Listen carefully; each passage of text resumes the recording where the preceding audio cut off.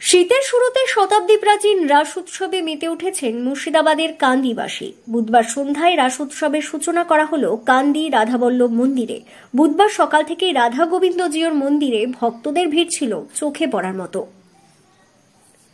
মন্দিরের সেবায়ত প্রশান্ত অধিকারী জানান, আজ থেকে প্রায় 200 বছরের প্রাচীন লালাবাবুর আমলে থেকে এই কান্দি রাজে পরিবারের রাস উৎসবের সূচনা করা হয়েছে।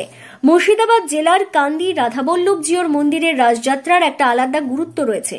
চিরাচরিত প্রথা অনুযায়ী এই রাস উৎসবে মেতে ওঠেন কান্দিবাসী। তাই শুধু কান্দি থেকে নয়, পাশের বিভিন্ন এলাকা থেকেও বহু মানুষ আসেন এখানে পুজো দিতে ও রাস্তায় উৎসব দেখতে। অসাধারণ লাগলো। প্রত্যেক বছর তো অপেক্ষা করেই থাকি এই রাস মেলার জন্য। আরতি দেখলাম, সন্ধ্যাবেলাতে এসেছি, আরতি দেখলাম, প্রসাদ দিলাম, প্রচুর আতশবাজি ফুটলো, সেগুলো দেখলাম, ভীষণ আনন্দ হলো। আর এখানে তো বাইরে থেকে প্রচুর লোক আসে, আমরা তো আসি কাঁদির মানুষেরা, বাইরে থেকেও প্রচুর মানুষজন আসে, ভীষণ আনন্দ হয়। শীতের শুরুতেই রাস উৎসবে মেতে ওঠেন সাধারণ মানুষ। বুধবার সন্ধ্যায় প্রথমে ভাগবত পাঠ ও পরে রাসযাত্রার সূচনা করা হয় মন্দির প্রাঙ্গণে।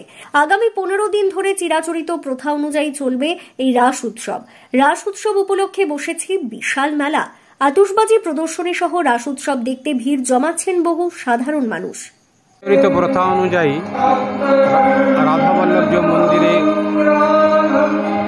আজকে 14 তারিখ হইতে অর্থাৎ 18 কার্তিক হইতে 5 নভেম্বর আরতি রাস মঞ্চ উদ্বোধন হয়েছে এবং এই মঞ্চ থাকবে অন্তত 15 দিন।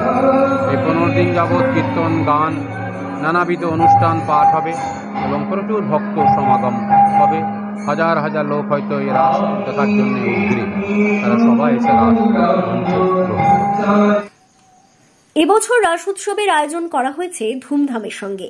নতুন করে সাজিয়ে তোলা হয়েছে বিভিন্ন দেবদেবীকে। নবদ্বীপের শুধু রাস উৎসব নয়, মুর্শিদাবাদ জেলার প্রাচীন এক রাস উৎসব হল রাধাবল্লভ জিউর মন্দিরের রাসযাত্রার উৎসব। অন্যদিকে কান্দি, ছাতিনাকান্দি, আদিরাপাড়া ব্যানার্জি বাড়িতেও রাসযাত্রার সূচনা করা হয়। বুধবার সন্ধ্যায় বিশেষ পুজো পাঠের মধ্য দিয়ে রাসযাত্রায় মেতে ওঠেন পরিবারের সদস্যরা।